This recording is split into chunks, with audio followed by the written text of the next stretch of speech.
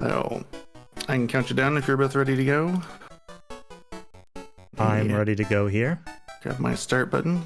For everybody watching, I am Haktical. I am errorofruto. Alright, let's get going in 3, 2, 1, go.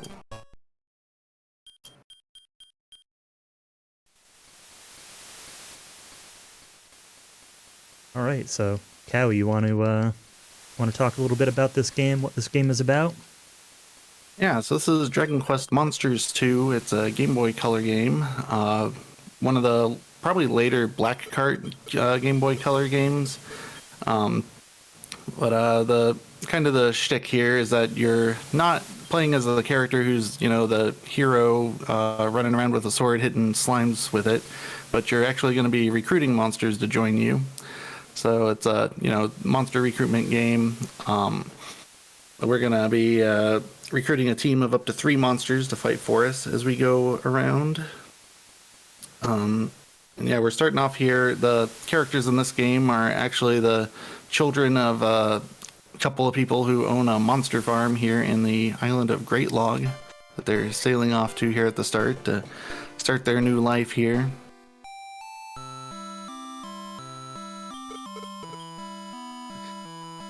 Yeah, Ruto's on the left, Tactical's on the right. It kind of follows the runners as you see them down in the bottom right corner. So it's not a whole lot going on at the start that's going to be, you know, change in leadership here. First 5 minutes or so, not really any RNG. We're just talking to some people and getting our adventure started. They both went into their house and talked to their mother, and she said, you got to go to the vault and pick up a delivery because your grandma sent you a nut pie. And so we're going to wander off to find that. Along the way, we run into the prince of the island, Prince Kameha, and his buddy Waribo. They're just kind of generally running around causing chaos. I accidentally talked to Mom an extra time, so errors ahead. Yep, that's gonna determine the race pretty much, honestly. That's GG. It's definitely possible. Error's gonna take the lead and not look back. Yeah. Always race against a mama's boy. That merchant down there has a pretty bad day. He starts off with Waribo and Kameha just like playing with his merchandise. They're throwing it back and forth, and now we're in the vault getting the nut pie, trying to take it home. But fortunately, Kameha and Waribo have turned their sights on us because we got something tasty. So there's a struggle here. We're fighting over the pie. Waribo's trying to take it from Kobe, and he drops it, and it flies down the well. So, one thing I'll mention real quick, which is one of the kind of, like, really the only way, besides, like, mistakes that you save or lose time in this intro, is, I'm mentioning this because of Evil Ash's smug in chat, is, text mashing. So it's worth noting that in this game, while turbo is allowed on the board now, it's not faster, because you can mash with every button, including the D-pad. So actually mashing with every button and rotating the D-pad is kind of the optimal way of text mashing, but you can gain and lose a surprising amount of time, especially in this intro, just through kind of mashing speed. I used to... Especially that dialogue in the well there. Yeah, I used to save like 5 seconds to error on the intro almost every run, but Error's stepped up his game since then.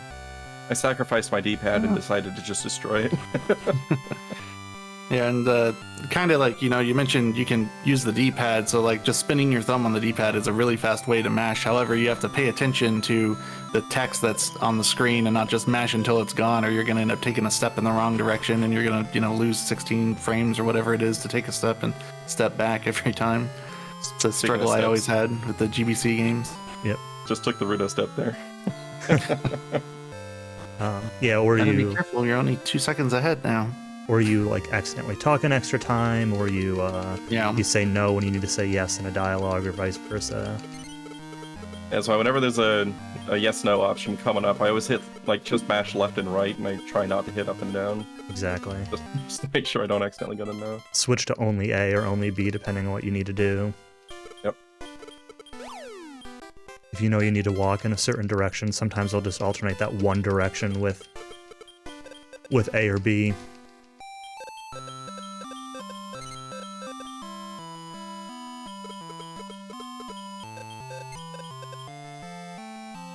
So, anyway, the intro is almost done now. Yeah, so the story update, when they were struggling over the pie, Kameha and Waribo were fighting over it, and then Kameha lets go and knocks himself into this plug that's in the ground, and he knocks it out, and this energy starts escaping from the island, and Waribo jumps in there to plug it up with his big old butt, and then tells you that, this is the island's energy. If it keeps escaping, the island's going to sink. So we gotta find a new plug. Quick, go find a monster master so that I can send him on a quest to, find a new plug. And you walk around town and you ask a couple people, and when you tell them Waribo's involved, they're hesitant. They're like, I don't want to have anything to do with that guy. You're gonna have to find somebody else. So you talk to a master monster, you talk to that same shopkeeper and warn him that the island's sinking, and then you go talk to your mom and she says, oh, don't worry about it, they're just pranking you. And go back to Waribo and he tells you, oh, nobody will believe you? Well, I guess you have to do it then. Why don't you go decide which one of you is going to go on this adventure then? And then, yeah, so we're off. Nice. So Waribo gives you this key to a world, the desert world or oasis, and we're off just looking for some kind of magical artifact that'll plug the hole. And to start off here, they each need to recruit 2 monsters to join the circus, and Error got a spot slime pretty quickly, so that's pretty good.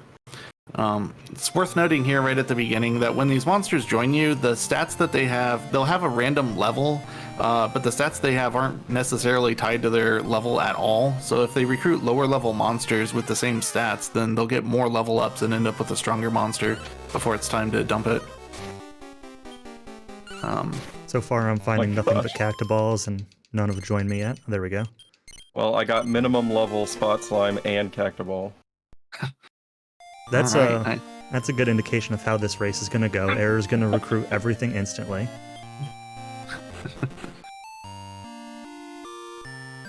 And here I was worried about the level 7 cactaball and the level 8 worm.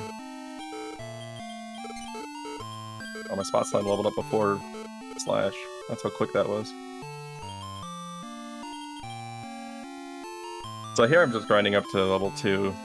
We've got a recruitment coming up, and I want Slash level 2 for this. A little more survivability, more damage.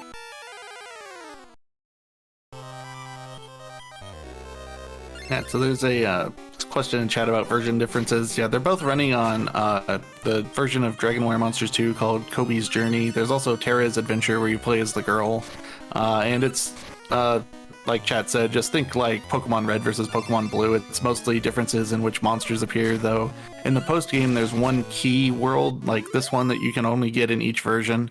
And you're supposed to have both versions and trade them so that you can get access to both worlds. But yeah, it's pretty minor differences as far as the speedrun goes. There's some other small stuff that we might point out as we go. But Desert World is pretty much identical, Kobe versus Terra. So I failed my first worm recruit. And one thing to keep in mind is that experience is divided up among living party members at the end of a fight. So while I have 3 monsters, Hack is actually gaining experience faster than I am. There's a little bit of a balance there. Yeah, so the 2 monsters Error has aren't important, the Spot Slime and the Cactaball. They're pretty much just there so he can join the circus, and then later he'll try to recruit a giant worm when he's in the dungeon Haktical's in now, but Haktical's recruiting it as his 3rd monster because he didn't get a 3rd monster on the way to town. Which is pretty normal.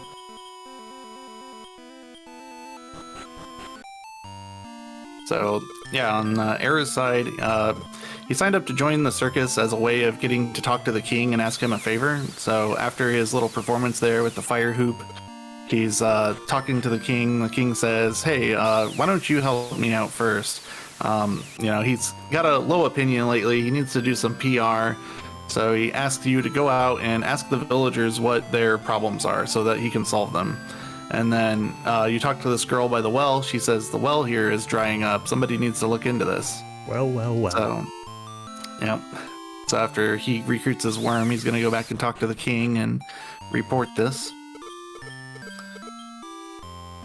In the meantime, I've recruited my worm, and I'm now going to talk to the king. So doing things in a slightly different order because I needed that monster, but otherwise pretty pretty normal start here for both of us. Actually, I'm gonna go resave. I recruited a spooky down there, which is pretty good, so I actually want to keep that if I have to reset over the pork chop. Yeah. I guess I can explain recruitment mechanics too. So basically, at the end of the fight, the monster that you killed last, it has a chance to join you, and the chance goes up if you throw meat at them, like beef jerkies or pork chops, which would also recruit me if you threw those at me. Or ribs or sirloins. Yeah. And all that stuff's good, just not bad meat, please. There's some other minor factors also with recruitment chances that don't really come into play in the speedrun. Like if you throw an herb at the monster, it will add to its recruitment chance.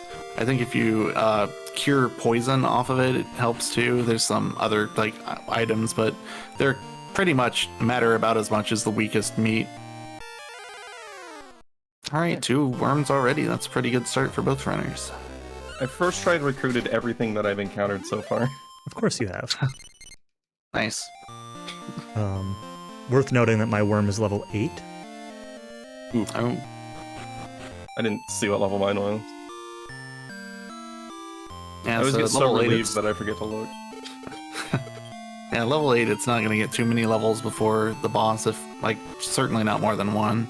Yeah, it's not really going to be an issue here in Oasis, but it's going to be an issue in the next world when we still have the worm. Yeah. It's going to make the first fight in particular of Pirate go pretty slow. Oh, I got an 8 too.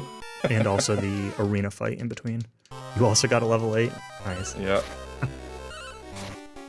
Okay, that level 1 spot slime's gonna carry me. Alright, so after they talked to the king and told him that the well's empty, the king just immediately runs out of there and says, I'll take care of this. He doesn't take any guards with him, he just runs straight up to the source of the well and talks to this old man, and the old man tells him, hey, the canal's running dry. If we open it anymore, there won't be any more water in here. So he kicks the old man out of the way and goes to investigate where all the water's going. And that's where Haktical's about to be in a screen or two. These mad candles that you can find down here are actually like pretty decent recruitments if you get lucky and get one. Yeah, they've got pretty high defense power, and they've also got the blaze spell, which does about as much damage as any physical attack you're doing with the monsters you have now. And it does a lot of damage to the cursed lamp too. Makes that fight much faster. I'm getting a ton of encounters. I got 3 or 4, including a double. I only got 2. It was a worm and a candle, both solo. Yeah, I got 2 candles, and then 1 candle, and then 1 candle. So, not ideal.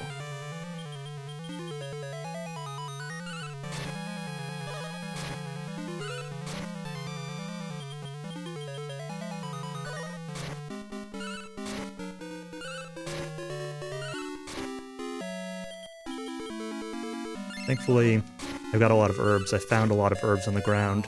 I don't know, Cowie, you didn't talk about, like, item drops, right, on the ground that randomly spawn when you load into worlds? Alright, I have not yet. So yeah, at the start of Oasis, you probably saw us, like, taking some extra screen transitions, looking for items on the ground, looking for herbs or more valuable items that could appear. Herbs are, you know, pretty useful healing items. You start off with 100 gold and can only afford a limited amount of items. So the more herbs you can get early on, kind of the safer you'll be throughout Oasis. And I found like 4 herbs before I got to the first town. So I have a few extra here, which is just kind of helping me stay alive and not really have to worry about healing.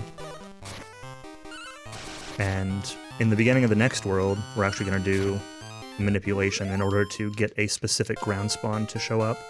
But items that show up on the ground are going to be kind of a factor through the entire run. Sometimes you can get things that'll, you know, speed things up. Sometimes you'll get items that are worth money, which will let you be a little bit safer with what you buy.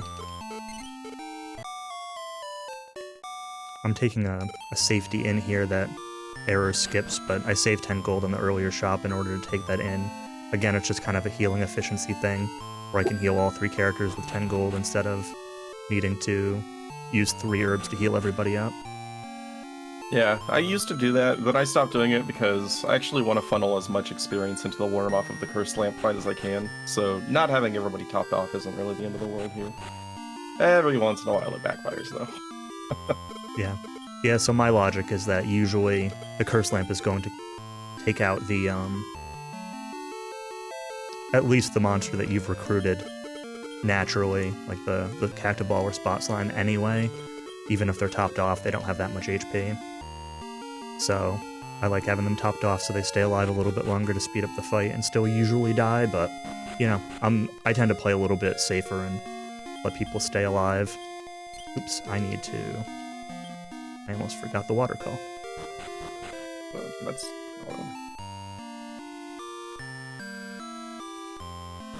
This save I'm taking just because I have a tendency to not recruit the lamp, which is kind of required. And if you don't recruit it, you just reset the game. Yeah, I walked out to do the safety save before getting the water call and then remembered, oh yeah, I need to get that thing. Oh, nice.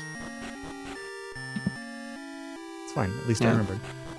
So what's currently going on, you know, the king went down in the well, we went after him, he found this beaver, had just built this giant dam right here, and he's like, hey, you gotta get out of here, and the beaver doesn't want to get out of here, so you have to beat him up before he'll talk to you, and then afterward he tells you, hey, these bandits kicked us out of our old habitat, so that's why we came down here. So the king says, okay, let's go find those bandits and get rid of them. So it's you go back to the castle and then talk to the king again, and he says, oh yeah, I'm gonna reward you for helping me out with that, let's go to the treasury. But turns out those bandits have stolen all the treasure.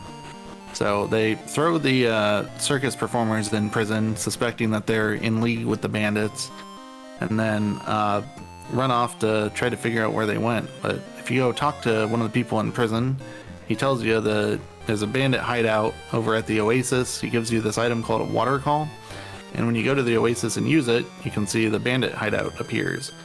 So then you talk to this guy and he fights you with his cursed lamp. Man, this is going to be one spot where Error's going to have a little bit of an advantage over me, most likely from his, he had a level 1 Spot Slime recruit, so his Spot Slime's actually reasonably strong, whereas I had a kind of a mid-level Cactoball, which means that my middle monster is doing pretty low damage on this lamp. It's better than nothing, but it will slow the fight down a little bit. I'm not gonna... If I had a strong Spot Slime, I'd consider healing him and, you know, keeping that alive for extra damage, but I'm just gonna let my Cactoball take a death if it happens, like right there, to funnel the XP a little bit. Normally I might not die. Normally I'd count damage, but I'm not going to on this fight because I'm kind of talking. Oh, nobody died. Oh well. Oh, yeah, the boss is like 200 or 250 HP, I think, and you're dealing single-digit damage to him. So any extra levels you get that give you more strength really speeds things up.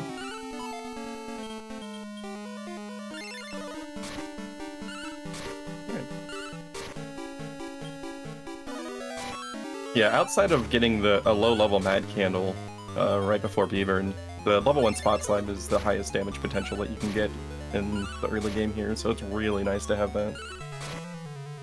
But unfortunately, none of my monsters died during that fight, so I didn't get any extra worm on the experience. That's what I wanted to say. Yeah, I just let Slash die, and I hope I don't regret letting him die that early. I'm not sure exactly how far into the fight I was, so there's a chance that this goes actually badly. I think I only threw 1 heal during that fight, and it was too much. Okay, we're good. Got the worm the full XP. Got level 11 off of it.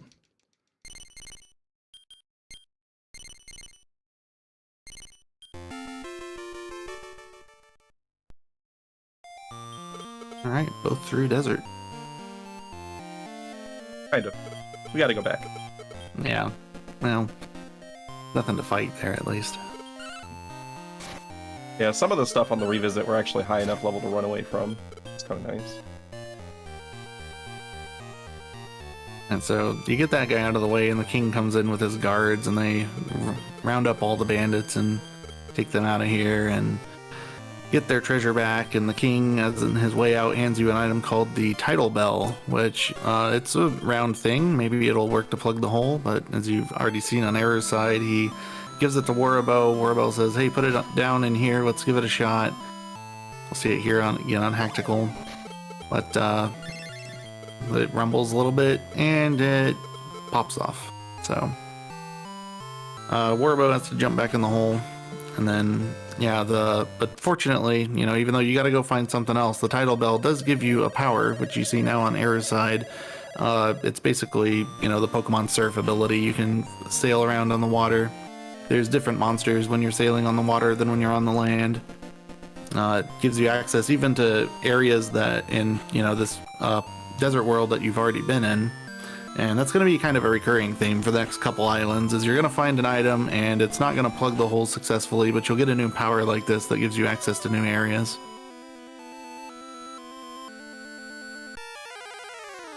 And right now they're backtracking into desert to pick up a couple of things.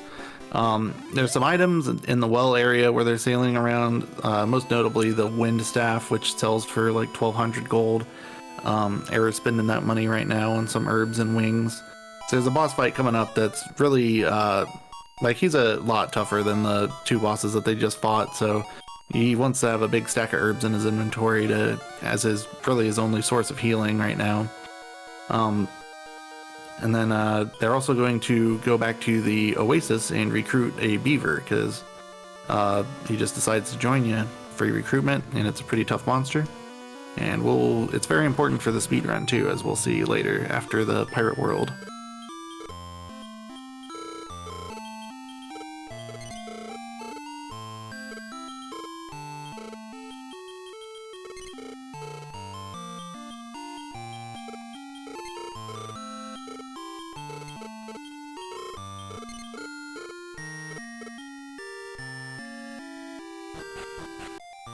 So I've also got my shopping done and heading towards the beaver. Worth noting that, like, this revisit, even though we don't really fight anything here, random encounters are pretty variable, so you can still kind of gain and lose annoying time if you get bad luck, but this hasn't really been too bad, I don't think, for either of us. I think I'm getting a few more than Error did, but... Yeah, I only got 3, I think. One of them was an ambush, though, so that kind of sucked. Yeah. And, like, the only encounter you can reliably run away from is a single spot slime. Even if you get 2 spot slimes, it's too much. You can't run away. Like, I don't know the exact run chances in this game, but they're bad. And once you get up to a certain level and you out-level enemies, then you could get a guaranteed run from specific encounters. But if you don't out-level that, then it feels like it's just like a 1 in 3 or something. So we'll usually end up fighting things just because it's safer and faster to kill things than it is to fail to run. Yep. And the XP is, you know, sometimes useful. Especially during certain parts of the run. Sometimes, comma.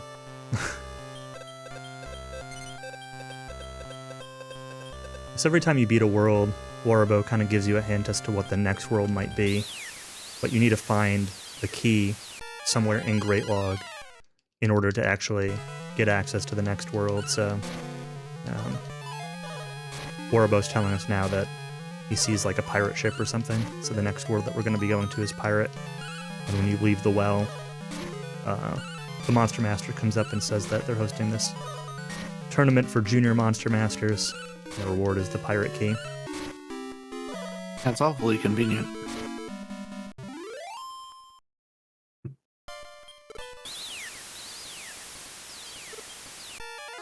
This arena is, like, completely safe. There's been a couple times where, like, it's been a little sketchy on the final fight, but the big point of RNG in this arena is how well do your monsters focus fire. Because you want to take out individual targets as quickly as possible to limit their actions, and you also don't want...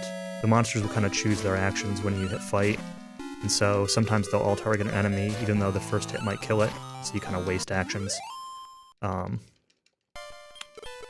like Dragon Warrior Monsters 1, the arena battles, you don't get any control over your monsters, you can only set tactics.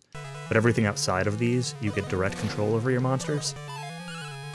But in Monsters 2, you only have to do this one arena battle, so for all the rest of the run, we'll have direct control. Yeah, Monsters 1, it's kind of frustrating how many arena battles you have to do, including the final fight of the game. You just don't get complete control over your team. Especially if you're doing the servant route, and it's just a percentage of a chance to even have a chance to beat the game. Yeah. Just run PS1 where they broke the final fight. It seems like a better idea. The code will just cast Infernos on you the whole time. I'd like to know how they messed up only that one monster. Had a pretty solid arena. Maybe they thought that the original was too hard. And they're right. That was the answer, though, giving it Infernos instead of Explodat. It fixes the problem. Alright, so now we've got the first manip of the run, or the only manip of the run coming up. You want to talk about that, Callie? Practiced. Error might have a whole bunch more manips planned. It's true.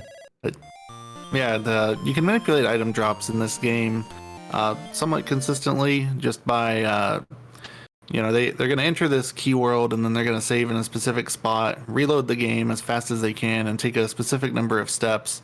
And then there should be a friend staff, which Error got, in the same spot every time if they did it consistently enough. And with practice, it is pretty consistent. Though it's like entirely frame based. It's kind of based not just on your stats, but also how fast you get into the game. And then exit the shrine. Once you exit the shrine, that's when it determines where all the items are on the world map, and then they will stay there until you get 2 screens away from the world map. Like if you enter a town and then go in the inn, that'll reset all the items. And looks like Haktical got it too. And the friend staff is an important item because it's the by kill or twin hits spell or oomph. It will double the attack power of one of your monsters, and it has, I'd say, like a 50% chance to break whenever you use it. If you're really lucky, you can use it twice even and still get a third use out of it. But they're definitely going to use it against the hood squid here because he's a very tanky monster, and you want to get rid of him as fast as possible.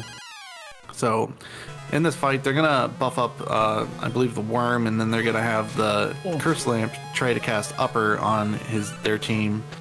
And they're going to do a lot of this with tactics. So because you see that Error is using herbs almost every single turn to counter the damage that the hood squid is dealing. And when you use an item, it's basically, it doesn't replace your monster's turns. You use your item, and then the monsters act according to the tactics you've set for them. So with the Curse Lamp on Mixed, he'll only use upper or speed up if he's learned that. It's kind of a downside to leveling him up too much. Yeah, I got a Putrefish on the way here, an encounter, and I actually didn't fight it. I ran away because I did not want to get a level and accidentally learn speed up. Yeah, I had a Putrefish with a Gamanian. It took me like 4 attempts to get out of there. Same. But Also, it also put me behind 2 herbs. Also, not a good day to be a worm. Despite what Cowie said, I actually don't use the friend staff on this fight for like a no reset kind of run. It saves more time to use it on the next boss, and since it's got a 50% chance of breaking, I save it for the next fight instead for a little more consistency. That's probably a good idea since the worms are both dead. Well, use it on Beano on this fight if you do use it. For exactly that reason. The worm, even with like a good worm, it's pretty common to have the worm get one shot by a by attack if you're unlucky. Yeah, basically the only way for the worm to survive this fight is to recruit it at level 4 and then funnel all of the experience from Cursed Lamp into it, and then get at least 1 upper on it. There's a lot of luck involved there. Yeah. Unfortunately, all you really need the worm to do is hit level 10, and then you can replace it with something else if you want, instead of paying to revive it. And the only reason I'm even in this fight is because I got a couple crits. Yeah. And do you want to talk, Callie, about why we're fighting the hood squid? Because there's a couple different route options here, and this is just this is the one that we currently do, but So after you beat the hood squid, he'll join your team, and he's a very strong monster compared to what we've got on the team right now. He doesn't have the same loadout that you see that we're fighting here. Like the boss is several hundred HP, but when you recruit him, I think he has 70 HP or something like that. But he still does roughly the same damage. So he's going to be a good tank still, because that's more HP and defense power than anybody else we got right now. And it's also going to be good damage for the upcoming couple bosses. And you also need him for a couple of quest triggers. So there's a old man in a pub who's fallen asleep, and you need to get a story from him. So to wake him up, you need to bring a water monster, and it'll shoot water at him and wake him up. So any water monster in the area will do for that. But then there's also another trigger where you need to dance on the shore to attract the attention of some mermaids. And to do that, you need a monster that learns a dance ability. So the only two monsters in this chapter that fit both of those criteria are this hood squid or the aqua kid that you can find on the ocean. Aqua kid's kind of cool because it learns the heal spell, but it's also really not necessary. If you recruit it quickly, it can be potentially faster than this, though it's kind of there's pros and cons to both strats, because the aqua kid or octo kid rarely shows up alone, and the other monsters on the ocean are pretty nasty. Like if you got to fight a group of 3 monsters, it's a harder fight than this guy. And then it's also a weaker monster, even though it has heal, versus this guy gives you damage to speed up boss fights, and you can just have an inventory full of herbs like they've got to heal instead. Yep. So my Beavern died on that fight because I blanked out for a second and didn't heal him. No. Oof. But I won. So Yeah. we'll just be a little bit behind on damage for Captain Dead, but Beavern is mostly just a meat shield on that fight anyway.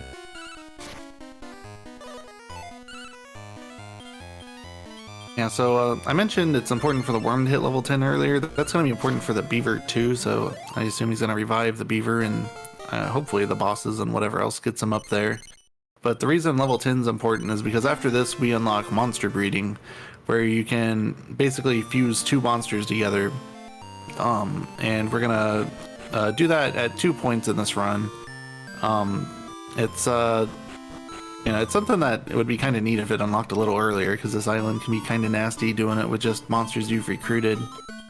But yeah, it's a very core mechanic to the monster series, and I like the way it works in the GBC games here better than the later DS games where you just kind of work your way up a ladder of monsters in a tree. But effectively, like, any 2 given monster families you merge together makes a different monster, in addition to there being higher tiers of monsters that require specific monsters as criteria. Yeah, I like comparing it. Like, a lot of people compare these games to Pokemon because they're both a similar era, they're both, Game Boy games, they look somewhat similar because of that, but I like comparing it more to, like, the SMT series because of the monster fusion kind of similarity. Yeah.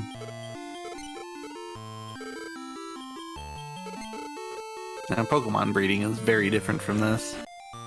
Yeah, you actually get different monsters this one. So worth noting, my shopping is probably a little bit different than Error's here. I'm buying 1 exit bell in that shopping, where Error might buy 5. Sync. It's faster. Yeah, It's faster to buy 5 now, but it gives you less money for healing. And so I buy 1 and buy a few extra healing items now. But I'll have to buy more later. It's kind of a little difference in, like, I don't know, PB versus, like, race/marathon route kind of stuff, where I tend to play things a little safer. Error is very much constant aggression. Always be aggressive. So one other thing I didn't mention about breeding mechanics is that there are male and female monsters, and that can get kind of annoying when you're playing casually and you're recruiting monsters and they're the wrong gender, and now you gotta breed it to, flip the gender.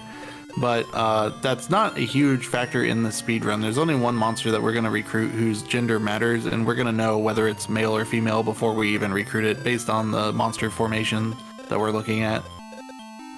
In Monsters 1, it's actually rougher because the game doesn't determine if the monster's male or female until you recruit it. But in this game, it has to decide during the battle because there are moves that have different effects if the target is male or female, if they match your gender or not. Yeah, and so there's 2 required recruitments at this point in the run. I've gotten both of them now, and I think Error has also. You're required to recruit an army ant and a mad gopher for upcoming plot triggers, and because the worm died in the squiz fight, it's pretty easy to just take the mad gopher with you, and he kind of just replaces what the worm would be. I'm just hoping that the squiz experience isn't too important. I've never actually won that fight after Beano died. So we're in uncharted territory here. If necessary, I'll just take one more before the repellent after the Dark Eye recruit. I got a nice orc / manta ray fight. I got a jewel bag that did a physical. That's nice. Orc/pork? Oh, there's the fire battle.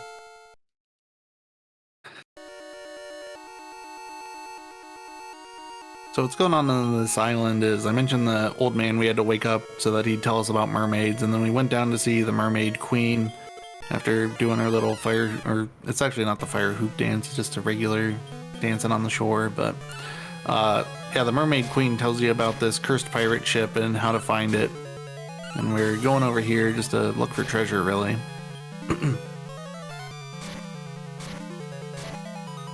Gotta fight a couple of these bone slaves. I got a little unlucky. I went for lure dance strategies and failed on the first turn and then outsped on the second turn. Ooh. Yeah. That's another thing that makes Squiz good about in the upcoming boss fight too, is lure dance, not just the damage he deals. Because in the start of the boss fight, there's going to be 2 of those bone slaves with a captain dead. And the bone slaves can cast Bang, which you might have seen on either one of their screens. Which is an AoE attack, and we haven't really had to deal with AoE attacks right yet, but at our levels, you know, the 15 to 20 damage it deals, if they both cast it 2 turns in a row, that's really devastating. All we have is single target healing and herbs and love waters to keep up with it. Yeah, although with the current strategies, we're not even going to be using Lure Dance on Captain Dead because of the friend staff. It's better to just be aggressive. It is a little bit scarier, but why make them dance once when you can make them dead forever? Exactly. They're already dead. It didn't work. But it is Make 'em definitely deader. a safer strategy to do that. Yeah, friend staff here on Squiz. My friend staff did not break, so that's Mine good. did. Well, it was a fun run. Oh, it's not over with yet. Oh, I know. That's gonna basically give him a nice little advantage at the beginning of the next world. It'll let him speed up the first fight, because right after we do our breeding, our 2 primary monsters are going to be level 1 and basically no stats. So the first fight is a little bit slow and a little bit dangerous. Yep. And if lucky, the friend staff will also survive that first fight, and then we can use it on a couple bosses in the next world too. But, you know, it's kind of one of those things where plan to use it once and then take whatever else you can get from it.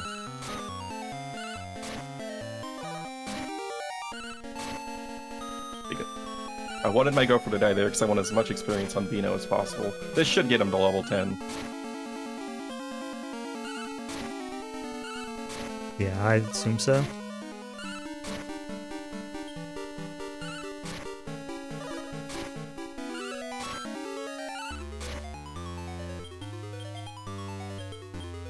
That was this menu. Oops. Let's try to use a love water on my gopher instead of on Beano. Love when that happens. I don't really know how my cursor got down an extra spot, but Okay, more than enough experience. Beano's 11.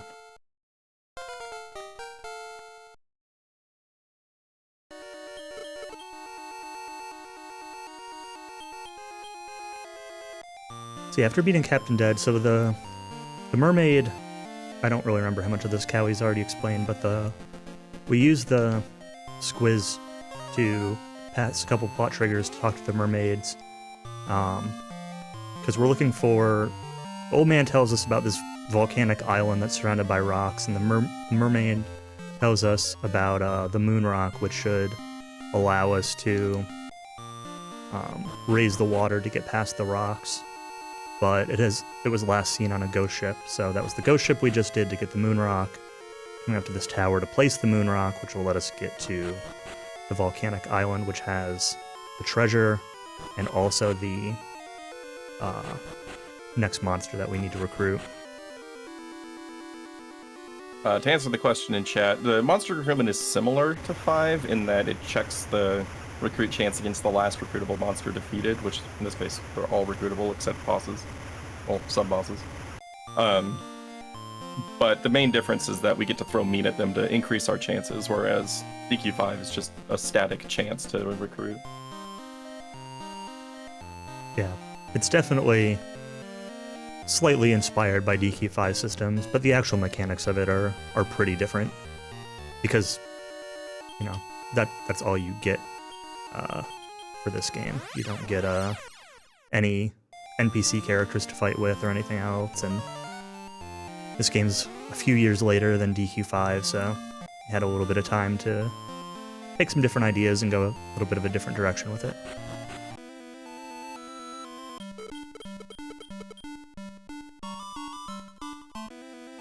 Alright, so coming out of this island here, we're going to pick up another repellent, and then use the bookmark that we picked up earlier in the canal under Oasis on the revisit to save the game. And then we're going to force random encounters to try to get a Dark Eye, which is what Countess mentioned earlier. And we specifically need to get a female Dark Eye for recruitment. Breeding. Or yeah, for breeding. So depending what formation, they need to show up, and then they need to show up in not certain formations. I think this one's fine. Dark Eye in the center, is that? Now I'm drawing a blank. I never see that one. I cannot remember. I want to say it's a male. No, I think if there's one Dark Eye, it's always a female. Actually, whoa, I've never seen it with the Aqua Hawk. Yeah, this might be a mistake on my part. This might be a male Dark Eye. We'll find out. Well, if it makes you feel any better, I did not get a first encounter Dark Eye today. I mean, it doesn't really make me feel better, but... I think this is a mistake, but I'm going to do it anyway. I hope it is. I mean, I hope it works out for you. That's probably male. I'm pretty sure it is, but... My notes are for Terra, but if Evil Wand just replaces Slabbit, then I think it's male. Yeah. About to find out. Take this one down for the notes. Yep, wrong one. That's what I thought. That's okay. It's gonna reset to my safety save. This is why we pick up the bookmark. Yep. We can do this as many times as we need to.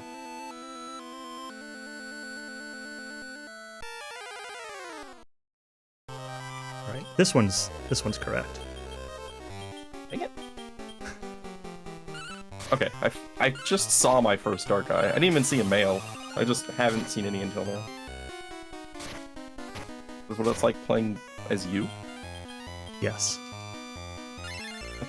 My PB, which was the record for a very short time, takes like 2.5 minutes to recruit this Dark Eye, and I think Errors gets it just on like the first shot. Oh yeah, first encounter. I actually had one time where I delayed using the bookmark for a couple of steps to try to get a better position for the reload, which doesn't matter. And I ended up recruiting a Dark Eye before saving.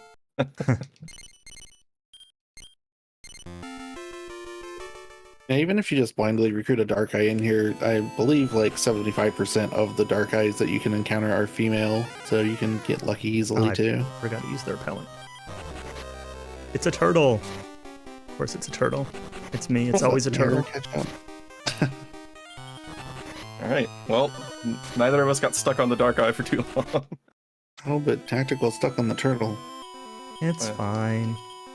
Ish. So that's why we don't run from very many fights in this run. Spike the turtle.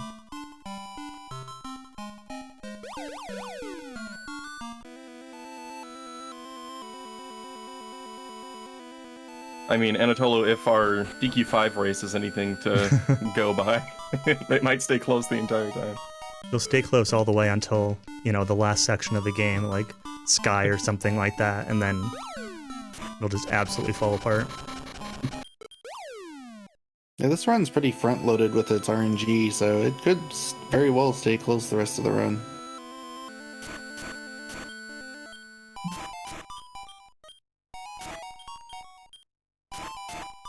Yeah, in DQ5, we were neck and neck for what, 4.5 hours? Yeah, something like that. It's really funny, like, I don't want to say this always happens, because it doesn't always happen, but for how much incredible RNG the DQ games have and how much they can wildly vary, it's pretty common for races of DQ games to just end up absurdly close for no discernible reason. Unless I'm racing hack at DQ3, in which case I just lose by an hour. Okay, well that one's a little bit skewed anyway, though. That's the DQ game I've played the most, and that's the DQ game that you've finished, what, like, 3 times? It's been like 5.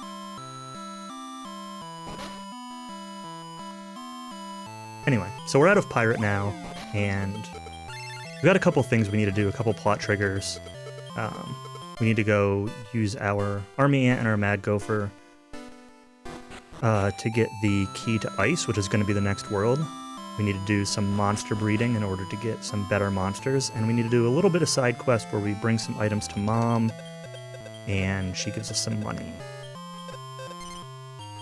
I have so many monsters. Nothing was where I'm used to it being. Too many recruits.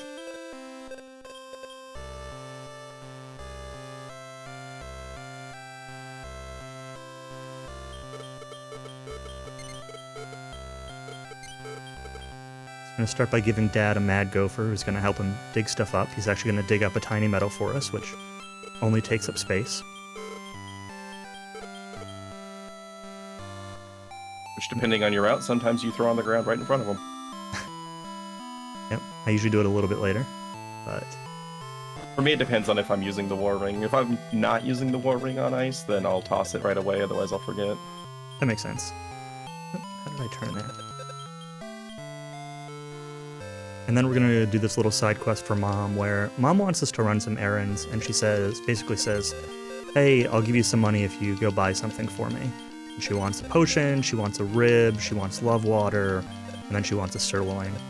Or the love water was first, regardless. And she gives you more than the item's worth, but we've already got all the items except the sirloin, and we're basically going to do the quest, and then take the money for the sirloin and run. And never actually bring her a sirloin. Thanks, Mom.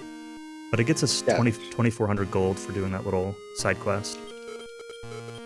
Yeah, there's no reward for giving her the sirloin, so there's absolutely no reason to do it.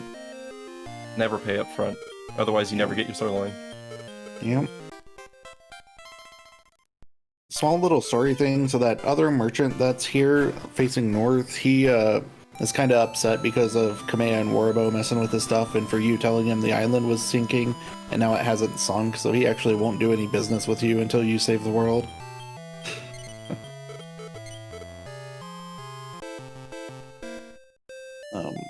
But yeah, we're doing some errands right now. We're also doing our first set of breeding that we alluded to earlier.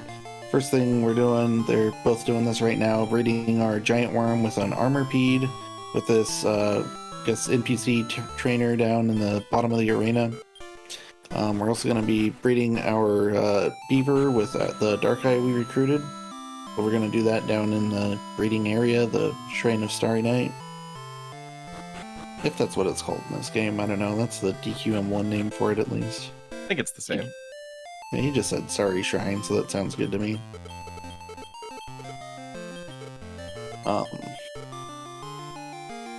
Yeah, there's also a lady upstairs who gives you some control over the gender of the eggs that you have. So you breed the monsters together, you get an egg, and then if you care what gender it is, you can take it upstairs and ask the lady up there what it is, and you can pay her to change it.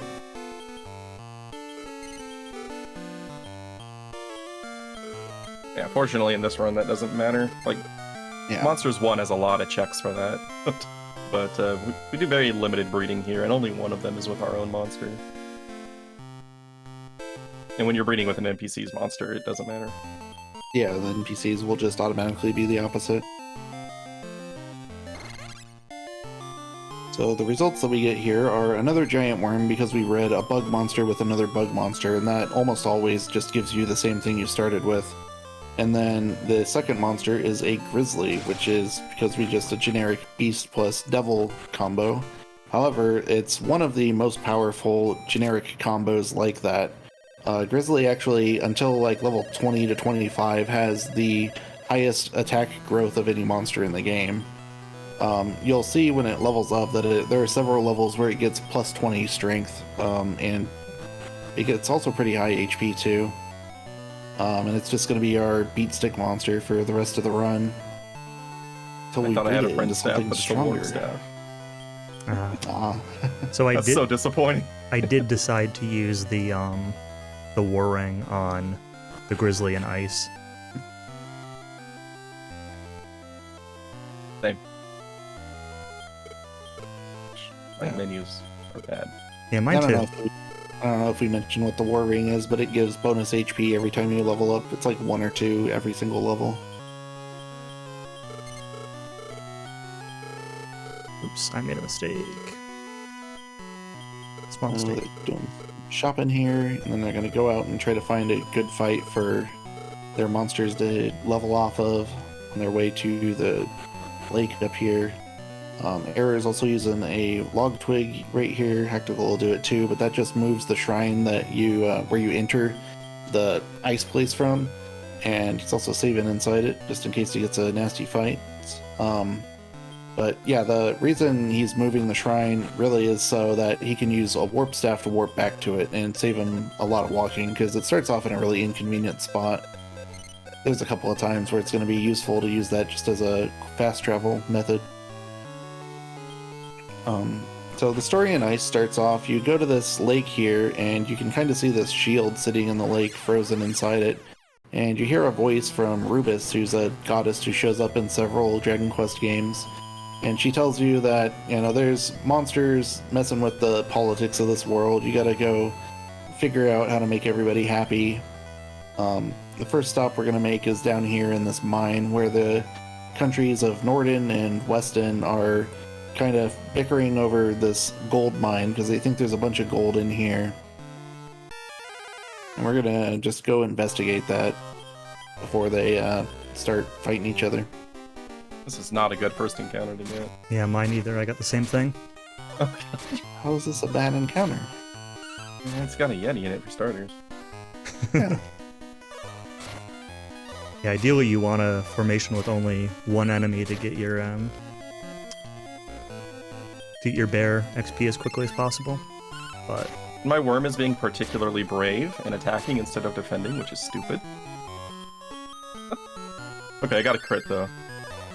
thankfully I had the friend staff, so I'm able to take these out reasonably quickly. It's actually a perfect comparison for the advantage that that friend staff is. Okay, I got lucky with that crit, so we're good. They're so in sync they even got this battle down to one monster at the same time. They finished at the same time. Getting exactly the same XP. Well, we wanted it to be close. It's true. Oh, Error's Squiz hit 13 though, and Hactical's didn't, so now Hactical's in the lead. Uh-oh. So now we see the power of the grizzly bear. So while the grizzly bear's leveling up, if you can quickly see his attack gains, he's gaining double-digit attack every single turn. And the grizzly bear is going to immediately be ultra powerful.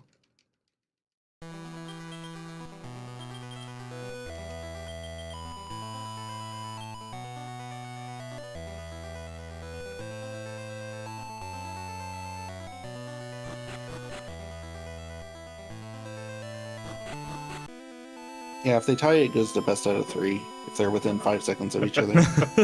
I'm down. Ooh, a staff? Is this? No, warp staff. I had the same moment earlier. Did it break on that fight there? Yeah, I did. Oh, I didn't change tactics. I did change tactics, but I did it slowly. I was very particular to set my to choose. So one thing we didn't really talk about is so the tactics, you've got charge, mixed, and defensive, or you can do an individual command. And if monsters are wild, like they were at the very beginning, the first couple recruits, they'll sometimes ignore you if they're on, if you try to give them a specific command. But what giving them command also does is it effectively puts them on use no skills if you then fight afterwards, so they won't try to use skills that they have. And the bear, despite being a grizzly bear, often likes to use Ice Bolt. And it's awful. Like a Moron. So I specifically go into both the worm and the bear and tell them to use no skills. I think I only had one encounter in the cave. That's nice.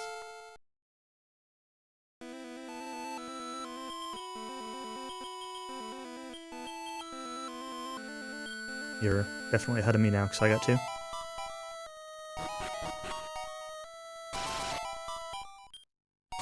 Okay. Ice is one of the biggest RNG swings in this entire run, just because the amount of time that you spend on the overworld, you have a lot of opportunities for random encounters. Yep. And you don't have easy access to repellents. Another factor is we want Squiz to die to funnel XP, so how quickly does Squiz die? If Squiz doesn't die, the worm needs to get level 17 kind of as soon as possible to learn the Twin Hits ability. And so if Squiz doesn't die quickly, then that can actually affect your XP gain to level up the worm to where is needed. There's a bunch of different factors that kind of go into ice, and like Error said, it's pretty heavy RNG swing. But I got a really nice bomb crag. You just kind of focus Squiz down. I didn't need to heal or anything. I don't know why I walked up to that rock there. Yeah, Twin Hits is by kill, for anyone who's not aware. Kind of a big deal in basically all Dragon Quest speedruns. Why turn down the opportunity to double your attack power?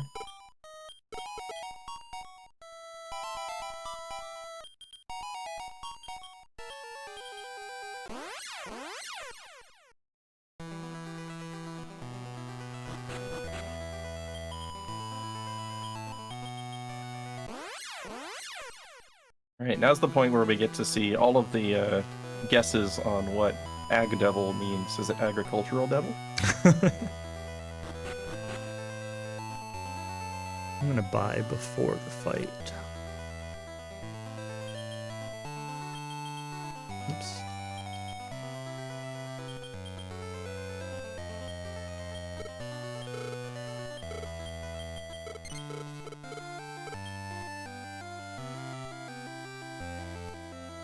So we need to restock on healing items, and you can either do it before or after the agricultural devil.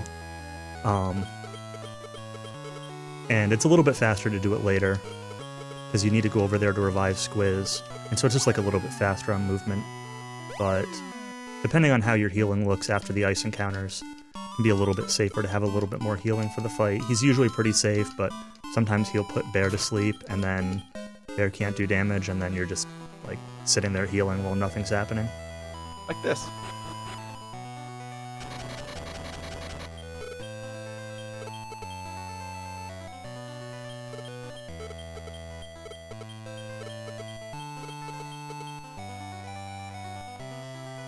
Go to sleep.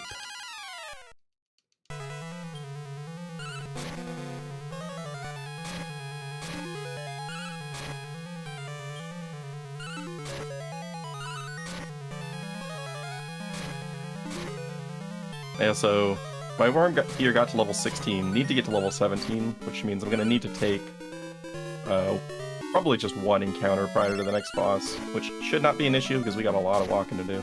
Yeah, usually we'll get like 3. Yeah. Maybe 2.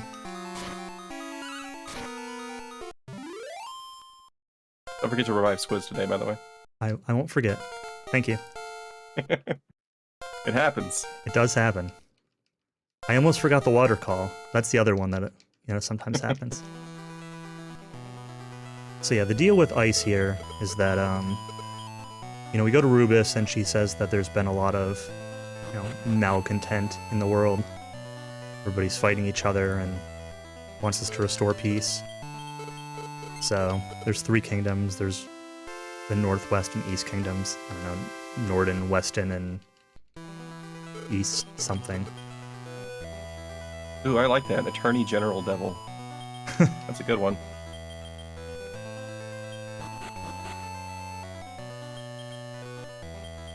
And so this is the, we just kind of restored peace to this North kingdom so far. And now we're going on to the West one.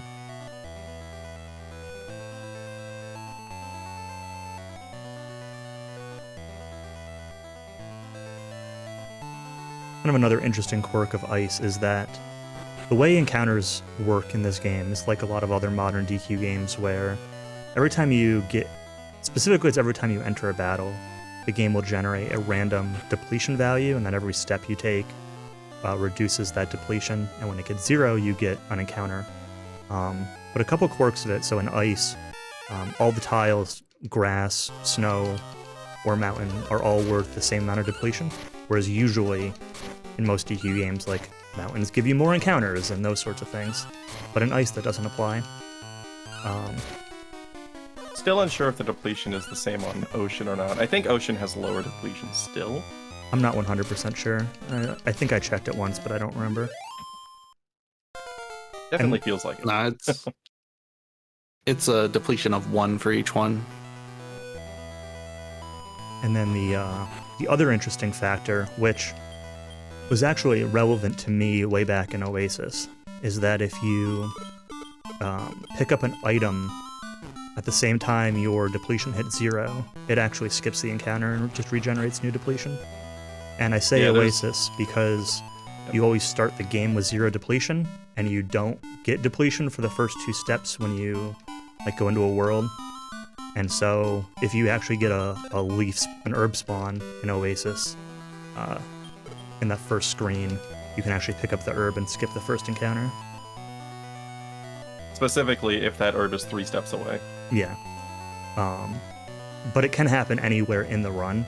There's no way to know what your depletion is or manipulate it or anything like that, so it's not really relevant. I mean, I guess there's potential that you could manipulate it, but it's not really relevant for the run. You kind of you might end up feeling like you got not many encounters for an area, and it could just be that you, I didn't need to get in the water. It could just be that you accidentally, or ended up picking up an item and resetting your depletion without realizing it. And even the one at the beginning of Oasis isn't really a good thing, because you kind of want those early encounters to get a quick recruit going and some experience. It all depends. It all depends on what the rest of your walk looks like.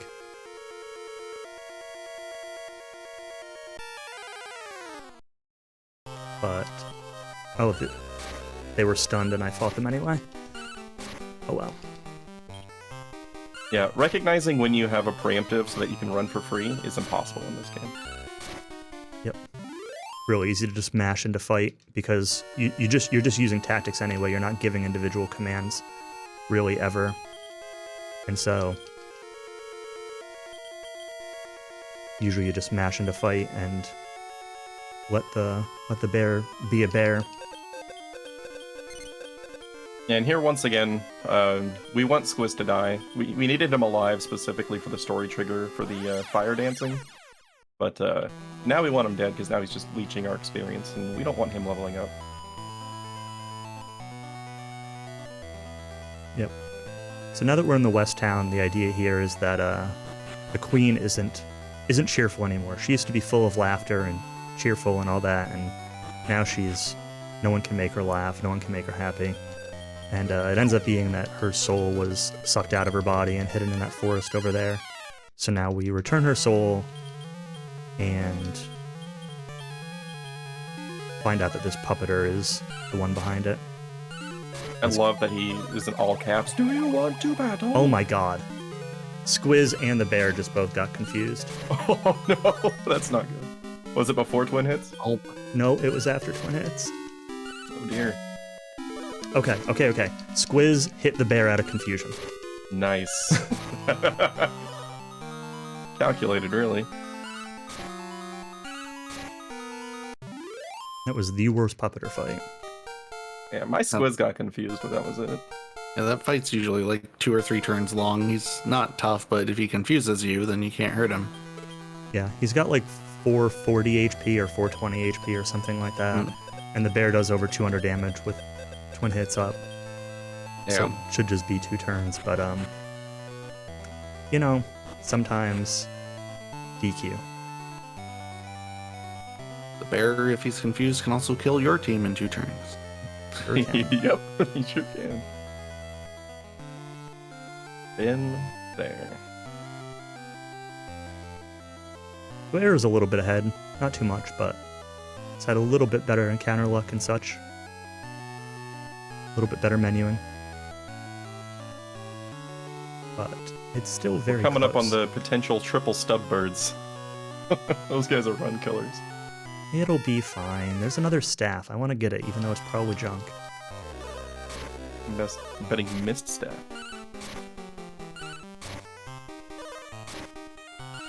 The only friend stabs I've seen on this one are just northwest of the start and then right south of the lake.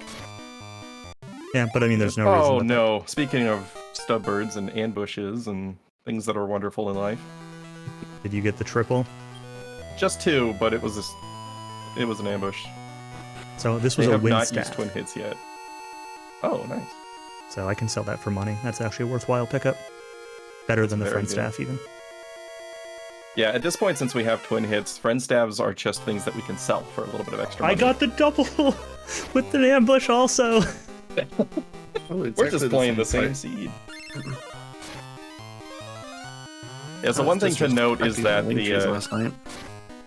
just like with the Dark Eye recruit, where we knew which encounter is going to be a female one, certain formations also have tendencies to be preemptives or ambushes. So like you'll notice during the Worm recruit, you'll see a lot of surprised ghosts, for example. Oh my god. Target better, please. I can't manually target the twin hits monster down because I need to heal. Yeah. Okay, I got lucky. That was my only encounter in the mountain. Oh, wing slimes. I don't think I've ever seen them here. Really? Yeah. They show up like all the time. I usually don't. Like, I see a lot of the Rogue Knight encounters over here, and the Volbirds.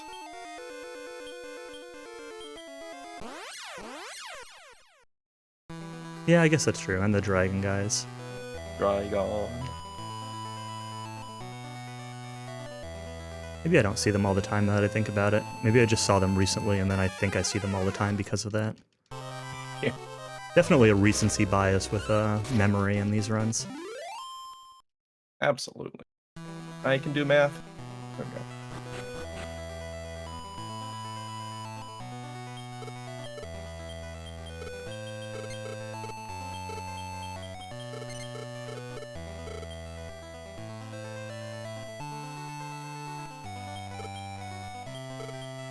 Alright, so yeah, last, another set of shopping, stock up on Love Waters, and getting 3 Sky Bells, which cure confusion, which would have been really useful during that puppeter fight.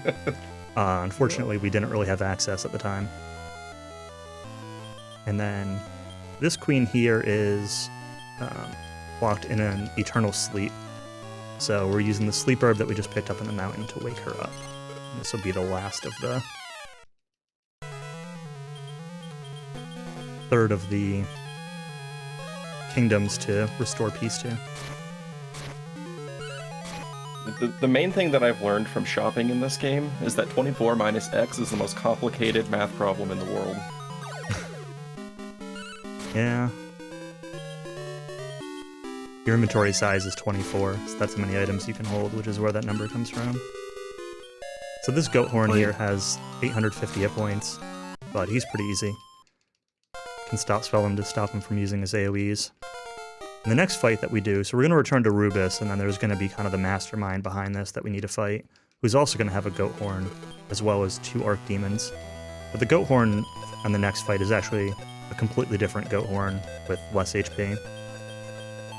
He only has 450. Yeah, that fight would be brutal if he were had the same health as this goat horn. Yeah. I remembered to go left down the stairs. Nice. Me too.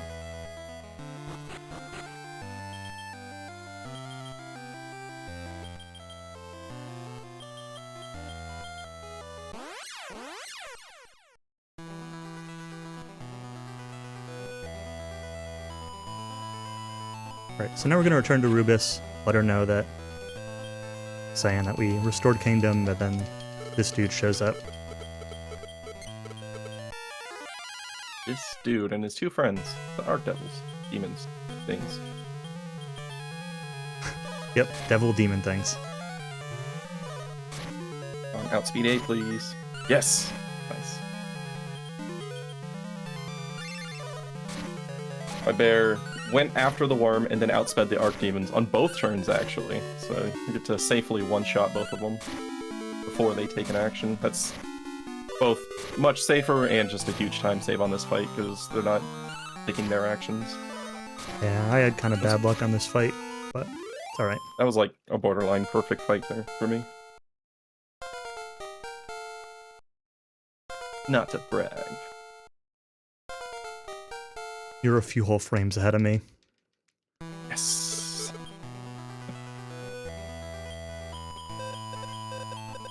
Oh, well, I just D-pad mashed my way off of the crest tile, so... Hey, now you're back.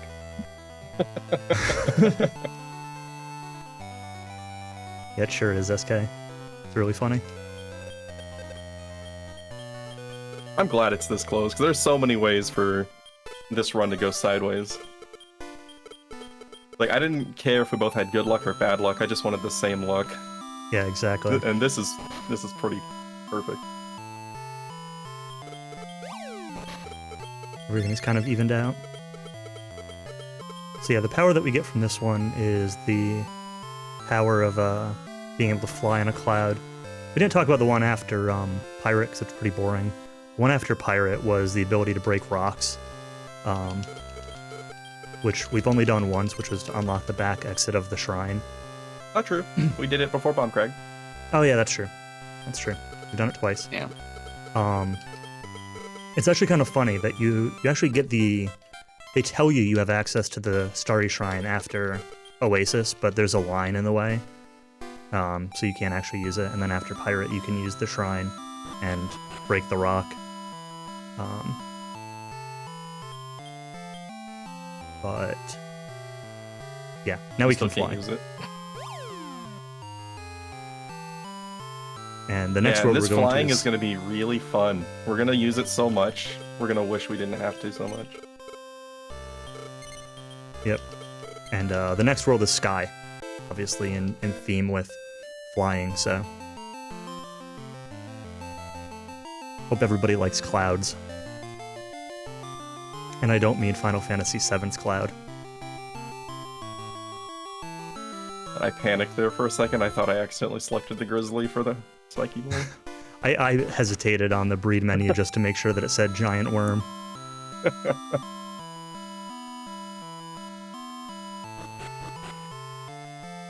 I'm sure whatever you'd get would be perfectly fine. Yeah.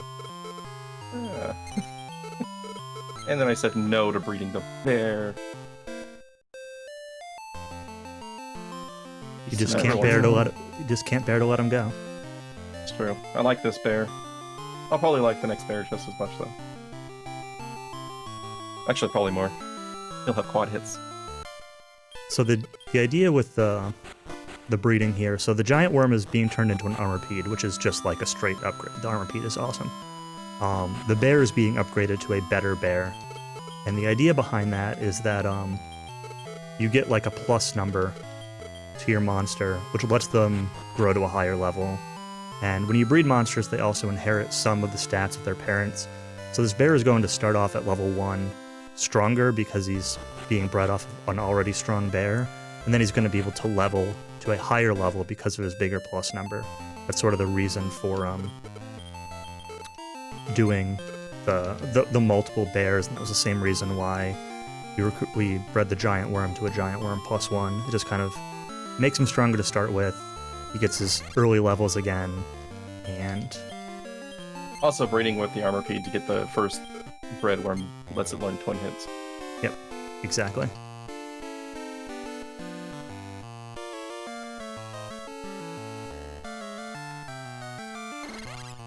This isn't how I remember Build-A-Bear.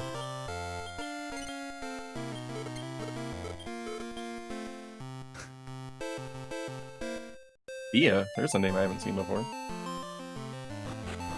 Alright, so I got the war ring back from the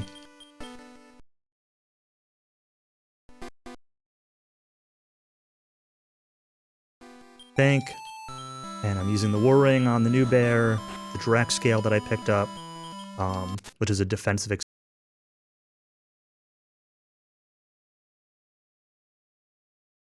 accessory on the armor pede. So the armor pede's gonna have a ton of defense. And now, yep, I'm gonna do I did do a safety save in the shrine beforehand. Got the triple Thoraman +2 Fang Slimes, but it's alright. I got ambushed by 2 emus and a fang. Fun. Yeah.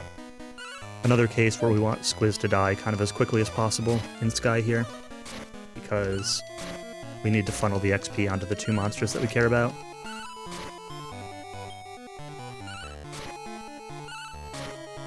But It's a little earlier than I want Squiz to die, but I'll take it. yeah, not really going to force it until like the end of the tower that's coming up is like really where you need it. You need to have the armor pede is going to learn Evil Slash, which is a miss or crit ability, which is required. And then when we get to the next town, the second town of here, we're going to be able to buy repellents, so we're going to stop all random encounters. So Squiz needs to be dead before we can use repellents to stop random encounters, because of the he's going to need to be getting boss XP. He's going to need to not be getting boss XP. Your other monsters need to get all of it.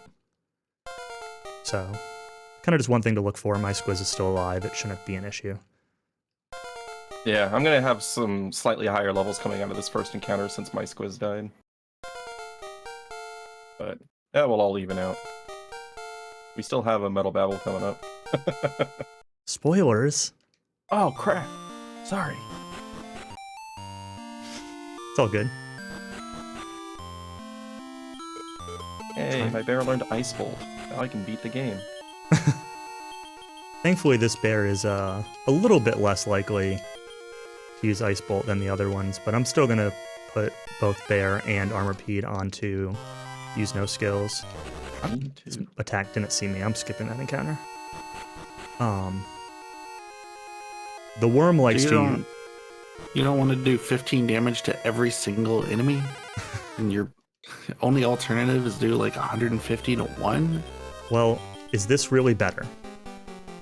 You talked me into it. Spamming Ice Bolt for the rest of the run.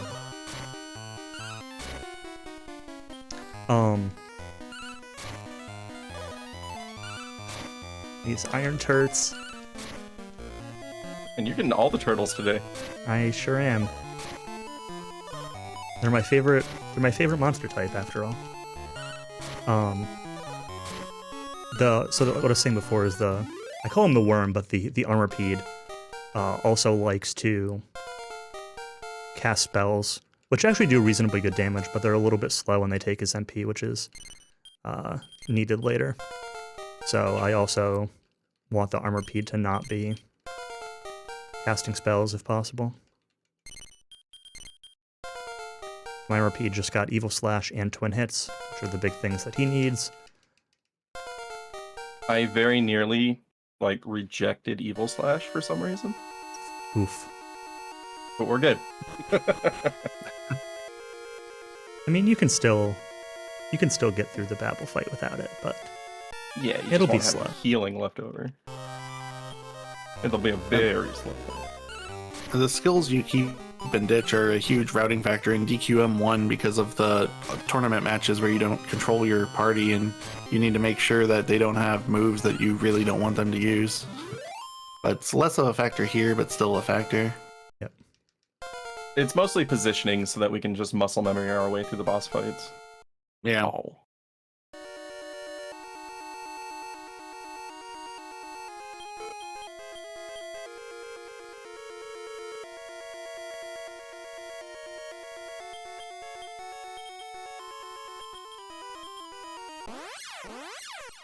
So, Cowie, you want to talk a little bit about what's going on in this world, story-wise?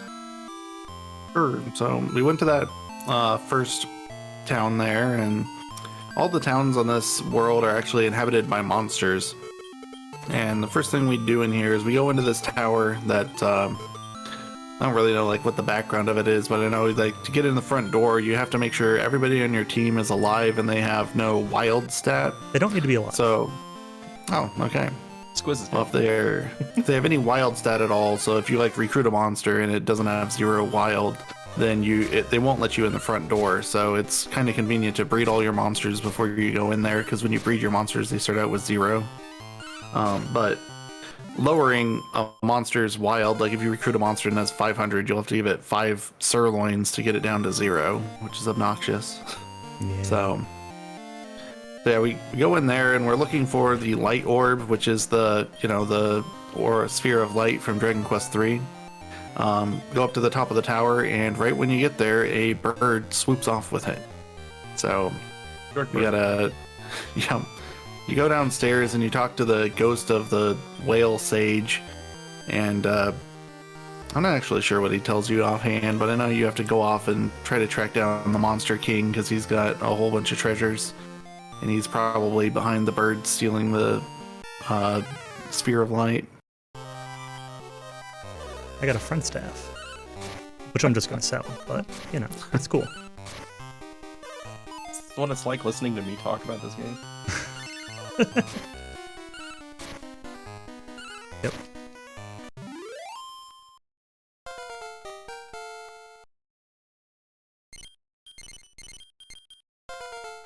Little fairy rat, please. Oh no. Yeah, these fairy rats cast surround, so Never fairy they're a rat. pain in the butt. Running from the fairy rats is a good strategy, but it's so easy to just like muscle memory into just So many encounters. I got one step away from town.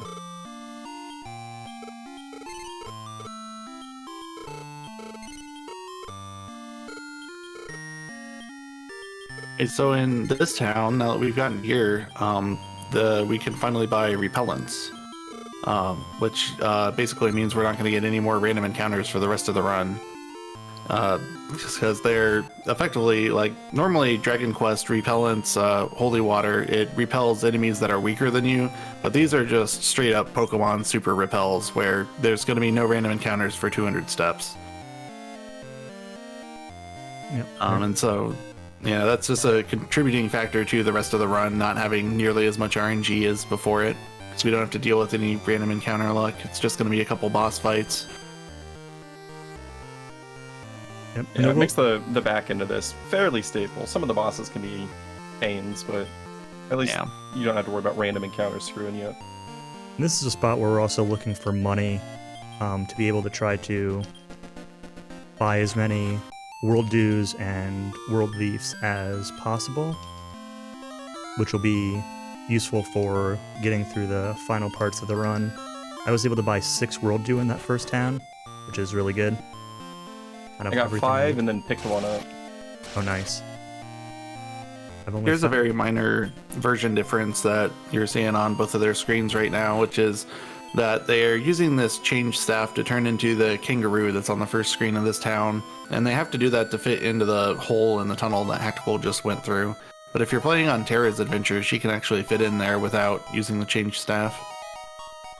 Yeah, it's most likely that Terra's is faster because of that. There's only two differences that really matter, and that's one of them, and then the other one is there's one fight coming up later we haven't gotten to yet. That's the bridge fight in Limbo. That's different between the versions. Yeah. There are different... Slightly more annoying than the evil wands during the Dark Eye Recruit, but that's about it. Yeah. And the third battle in the arena is different. Yeah. But again, who cares?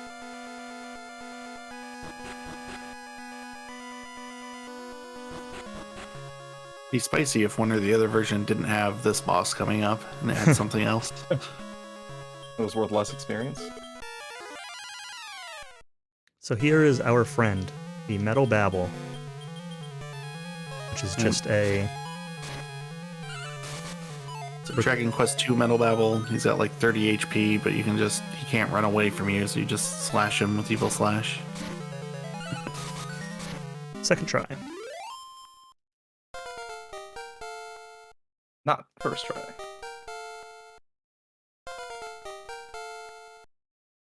Not second try.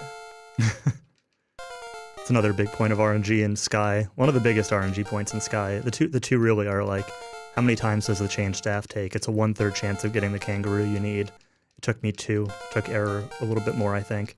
And then how like many 4 or times 5. does it take to learn Evil Slash? Or to hit Evil Slash. Yeah, landed the third one at least. Yeah, so only one more turn than me.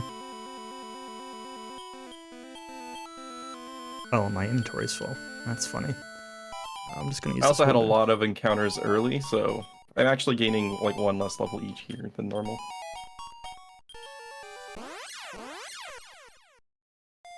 Maybe.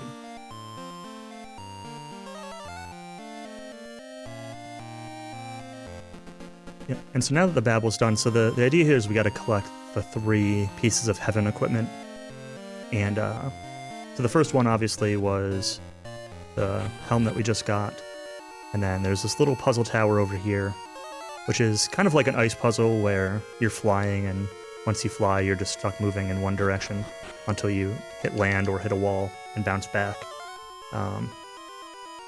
And it's a pretty cool little puzzle. I tend to like ice puzzles, but I hope you like this cloud animation, is all I'm going to say.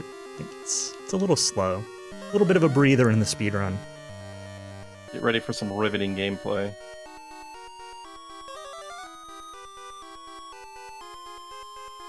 There's no boss at the end of this tower or anything. We've got repellents up, so there's no random encounters. Just clouds.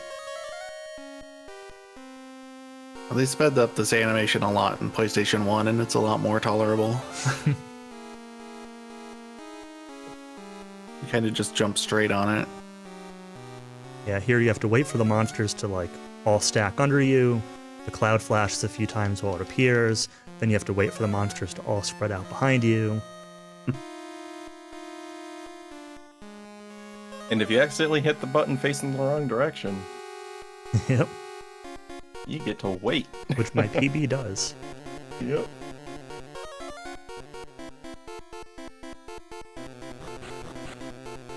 Fortunately, that was like in the corner, right? So it didn't even have any travel time. I didn't even move, right? It was just on the cloud, off the cloud. But it was still 6 seconds or whatever it takes.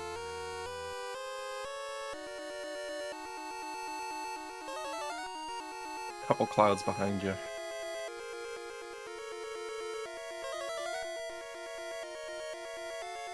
Definitely still some RNG left in the run, though.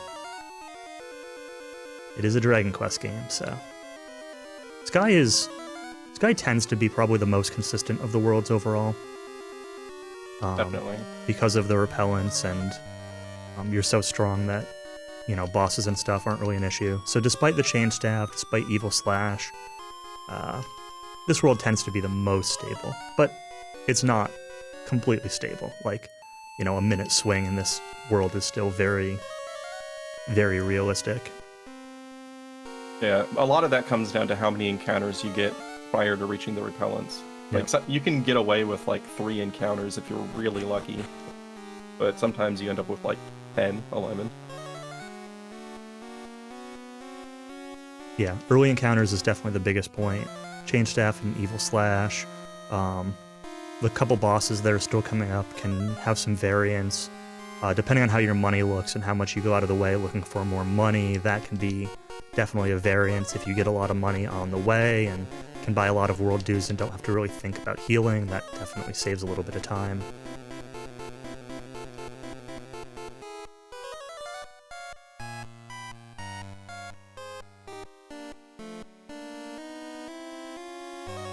Good news is we're almost done with this tower. Get back to the fun stuff soon. I don't know, I think this tower's pretty fun. I think there's something wrong with you. I know, there's definitely something wrong with me. I speedrun Dragon Quest. That's fair. I don't think there's much right with any of us here. And not just any Dragon Quest, I speedrun a lot of Dragon Quests.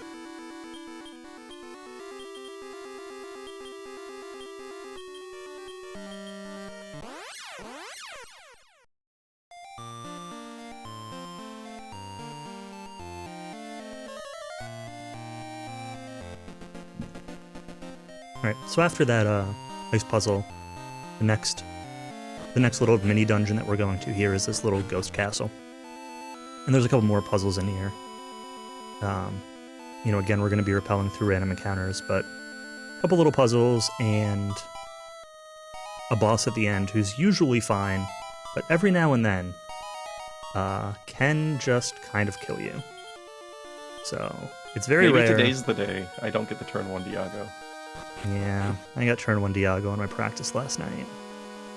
I'm on 11 straight, so I would really like to not see it. So one of the things you can do is summon Diago, who's an untargetable kind of helper, and Diago will sometimes attack or damage you, but Diago can cast twin hits on this boss, which will make him do a lot of damage, and can also use Cyclic, which will reduce one of your monster's defense down to 1. So both of those can be pretty scary. Yeah, it doesn't matter too much if he hits the bear with it, because the bear only has like 50 defense to begin with, but if the armor peed gets hit by it, probably gonna die.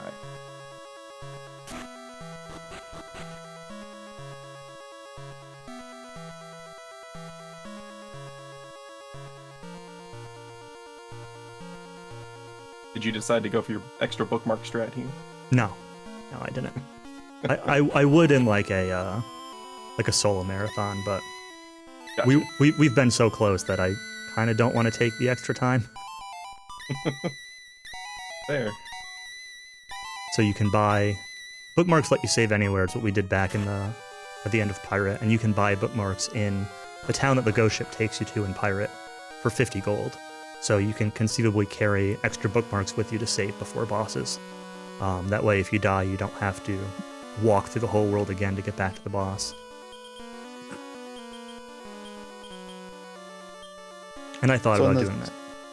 In this castle here, there's a couple of different puzzles that they've worked their way through. The first one was just a puzzle with the 3 coffins that each have 3 different states, and you step on a button and it changes their state, and you try to get them all closed. Second one was a much simpler puzzle than it looks. There's just that ghost that you ring a bell and he walks in that direction, and you try to get him to his coffin. And then the third one is like that puzzle in Link's Awakening where there's arrows pointing to other signs, and you gotta trace it to the secret entrance. You just gotta find a secret message on the back of one of the tombstones based on the way the skeletons are looking. But after all 3 of those, you get to this boss fight here. They kind of described it. It looked like Diago is casting twin hits on Haktical's Night Rich right now. Sure did. That's not a turn 1 Diago! Turn 2 though, but that's fine. I got twin hits up on both. Well, Error is counting his blessings over there. Yeah. And Diago's just attacked. Oh my goodness.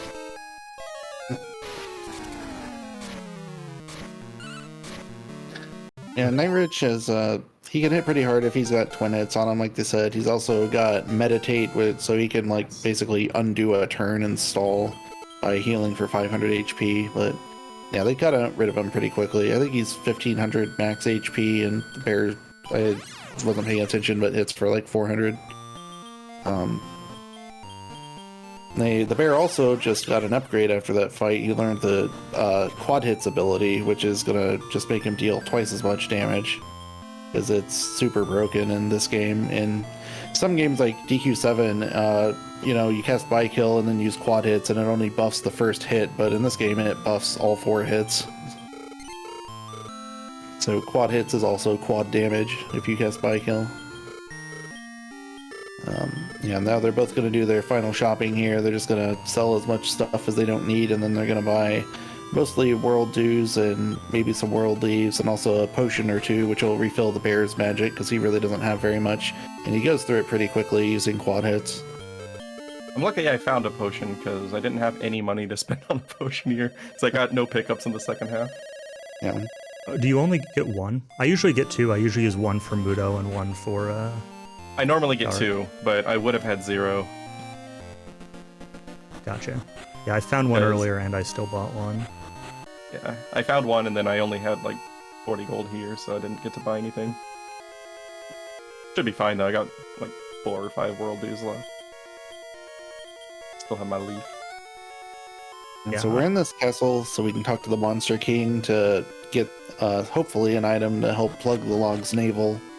And we had to gather up those pieces of equipment because the Monster King wouldn't talk to us unless we brought him all 3 of them. And they're translated as heaven, but I'm pretty sure that in Japanese it's the same name that they use for the Zenithian equipment. I don't think it is. It's not?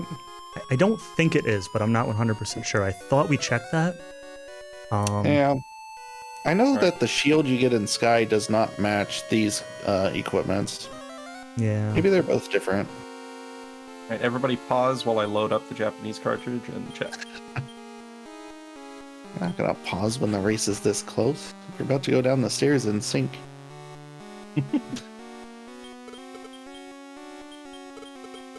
Alright, so now we're fighting Mudo. Mudo's actually, like, fairly easy.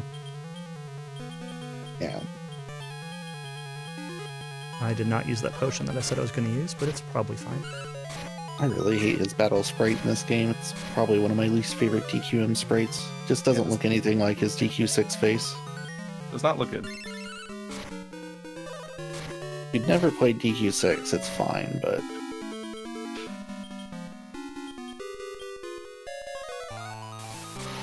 I was expecting a D magic there, and then my bear outsped anyway. It's a D magic. There it is.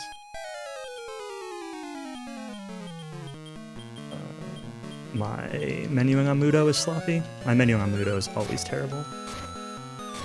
Yeah, I just butchered it pretty bad myself. I'm gonna use a world dude just in case. Fine, but I've got a ton of them. It's another D magic.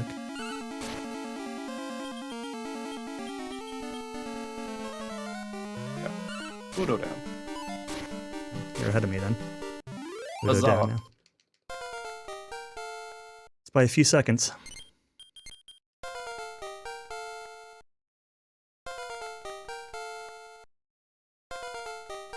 It's great. It's coming down to limbo. Yep, I had like 2 or 3 D magics on that fight, and I had some sloppy menuing. I had bad menuing, but I only had 1 D magic. I tried to preempt one and go for an attack to save money, or save MP for a quad hits later, and then he didn't D magic. Yeah. And I forgot a potion before the fight that I was going to do, and so I like potioned mid-fight, and then that was a turn with quad hits lost, and... Yeah, the only non-twin hits, quad hits that I got off was the first round because he outsped. So, yeah, we beat Mudo, and then we go back to meet the Monster King, and for some reason it's Prince Kameha. He's back here with all this treasure. Then this monster Dark shows up, says, hey, I've got something that you can plug the log's navel with. I'll give it to you if you come fight me and give me all of this treasure. And Kameha doesn't agree to giving away all his treasure, but he just takes it and leaves, so... Gives us a key to go to Limbo, so we don't actually get a new power off of this one. We just have to get the key and we go fight Dark for the log's navel plug.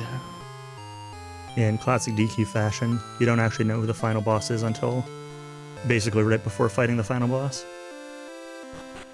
Yep.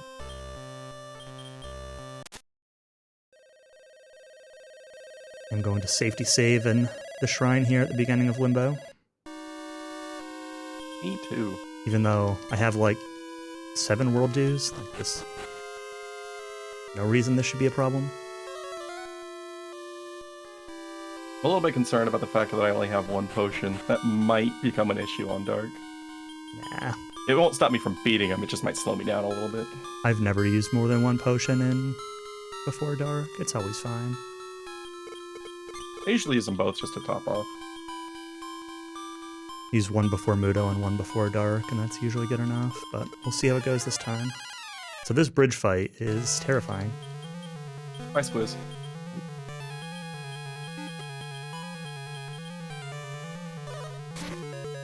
And like this earlier. I got the errorofruto meme. Yeah. Uh-oh. I hate that. Stop spell. Stop spell turn 1 stop before twin hits. I hate when that happens. Yeah, all these monsters have a lot of HP, so it's going to take a lot of hits from quad hits to get through them. Yep. It's Oh my god, they just killed my bear. Oh no. So bear died, and it was after a stop spell, so I can't re-twin hits. Okay, well, this might not be over yet then. Sure isn't.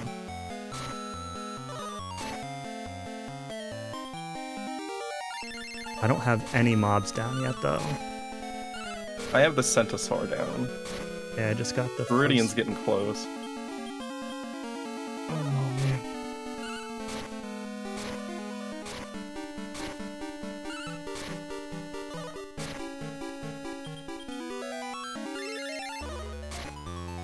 Oh, this is interesting.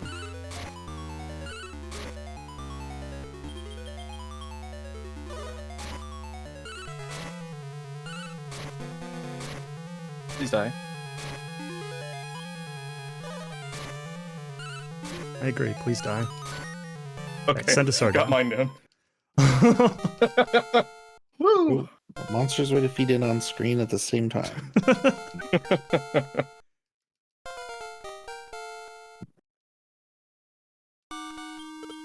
I should read. I don't even have a timer running, so I can't even like double check against my own timer.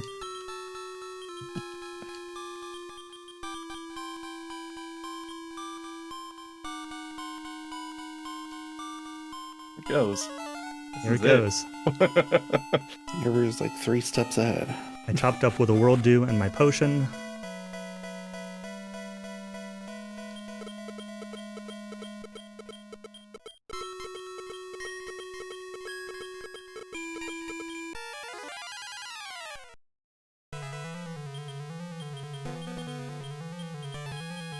Alright, so here's the dark fight. He only has a couple of moves. He's got Fire Volt, he's got Giga Slash, D-Magic. That's mainly what you worry about. I think you might have another move too that I'm spacing on, but he'll also only use D-Magic if you cast By Kill. So that's if he does remove your buffs, he at least wastes a turn there. But yeah, we're kind of just pouring damage on this guy using Thordane, which the bug just learned in quad hits from the bear, and throwing all our healing items out.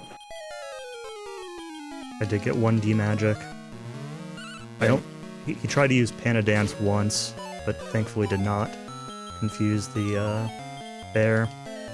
He dodged one of my quad hits. Ooh, that hurts. The Giga Slash is actually part of the reason we use the monsters we use, because most bugs and most beasts have good resistance to Giga Slash. It normally does 350 damage, but it's only hitting for like 200-ish or less. I'm out of MP for quad hits. I said it wasn't an I issue. took a now it's an risk issue. there. Okay, he's down. Really? Yep. GG. Like right behind you, right there. There it is. Alright. Ooh. So, Well, that's within 5 seconds, so we gotta do the rematch. yeah, I guess so. So there is still a little bit of like movement and mashing left in the run. It shouldn't matter, but you know, if one of us isn't paying attention or something. It's true. You might pull further ahead because of my ADHD. We'll try to distract him. Throw a turtle up on stream or something. I'm just glad it was this close. Oh man, this was so good. We were neck and neck the entire time. Yeah. I don't know if you're ever more than 30 seconds apart. Just like not counting the slight deviation where Error went to the circus first because he got 2 recruits on the way. Yep. Actually, I lost by the amount of time I spent accidentally walking up to the king before going to the circus. Well, Whoops. I also walked out of the castle instead of getting the water call and had to walk back, so that also made up for that too, so. That's true. We both had a couple small mistakes, but nothing like major. Timing in this run does go through the end of the credits, so there is still like 10 minutes left of credits and some mashing and a little bit of movement. Well, that's like 7 minutes. Nah, yeah, it's not quite 10, but...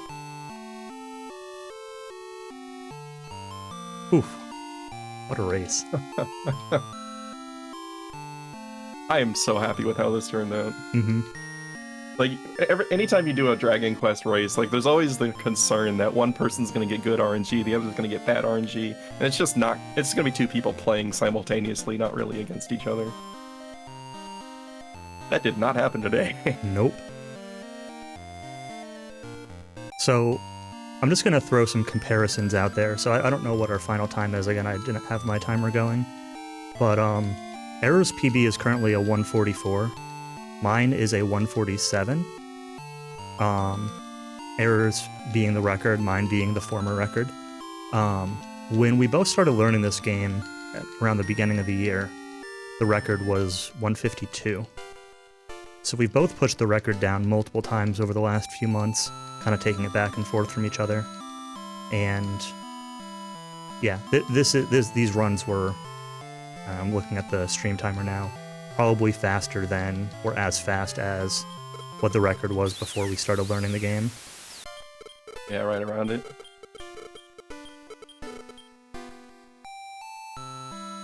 Yeah, and the best part is, we both first started running this on New Year's. Yeah. Like, we did a blind race with Anatolo and Northrex, and Hack and I just kept going. Yep. It was a fun run. It was something easy to do. We both do pretty long runs, so Error runs a lot of DQ5.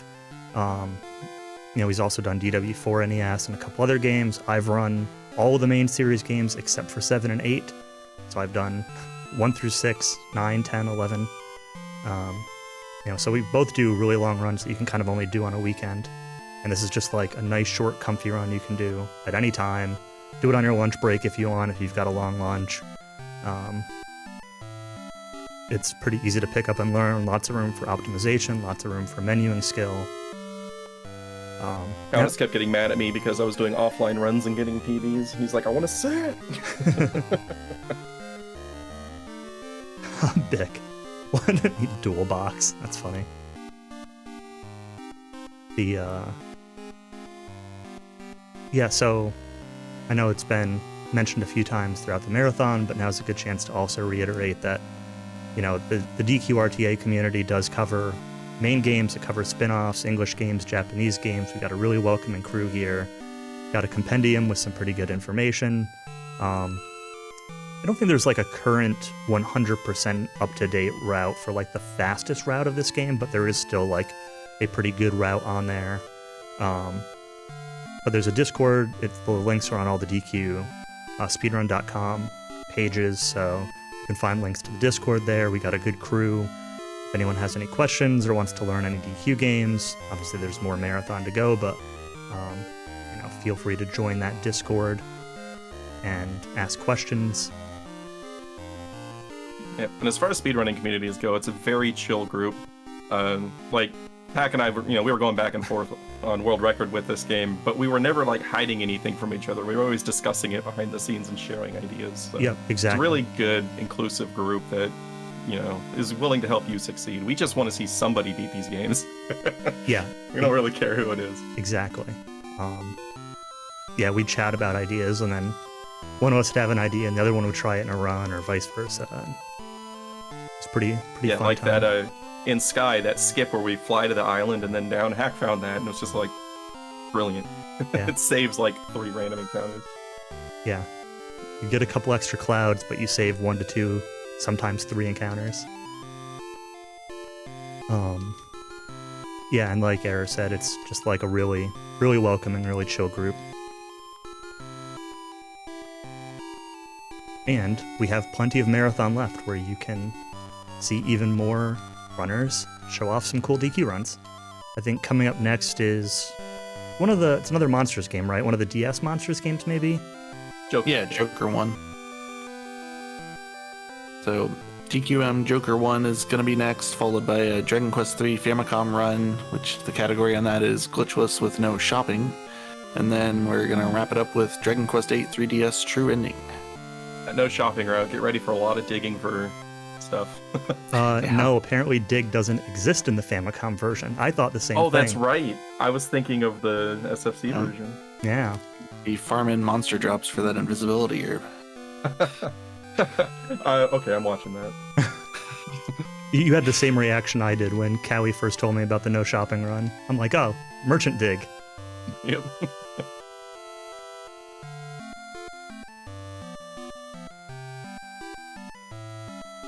Getting near the end of the credits here. Should be done pretty shortly. Also, this is probably my favorite credits music in the entire series. Like, Dragon Warrior 4 has really good ending music, but like, this one just sticks with me.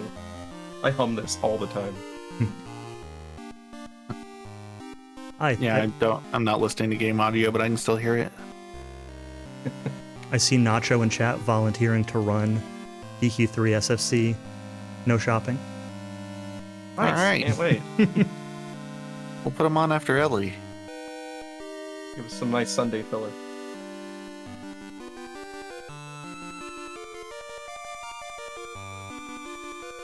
Yeah, we're within like 4 seconds, I think. It's really close, yeah. So timing will end. So there's going to be the credits. There's going to be one little more short mashing scene here in just a second. Then there's going to be a couple more screens, and as soon as the end comes up, that's time. Ooh, Sugoroku domination. 1 to 3, not it. That's tempting. We still need to do that all monster medals race. No we don't. It's only like 60 hours.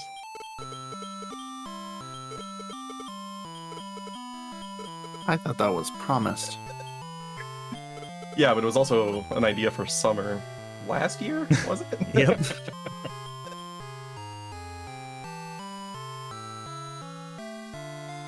And time. And time. So I had a 152.40 on that one. I didn't have a timer going, so I don't know exactly what mine was, but like 4 seconds faster. Okay, I gotta compare our bears and stuff. Alright, let's we got a tradition of coming through and looking through our monsters to see what personalities and stats they ended up with at the end here. Also, we're a bit ahead, so we've got time to look at these. Just catching up from the marathon being a little bit behind. You got Lumen, the cowardly armorpede. Have Coney, the prideful armorpede. And Bia, the carefree grizzly. And Torma, also a carefree grizzly. I actually had a decent hero. agility spread here. Lazy hero. I had 211 agility on the armorpede and 189 on the bear. Sometimes they'll be within like 5 agility, and it'll be really hard to... We had almost exactly the same bear stats. I had 1 more agility than you. Oh my goodness. What's your armorpede?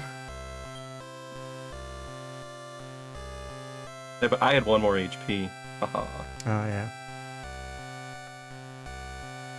I had 1 more agility, and I had 1 more HP.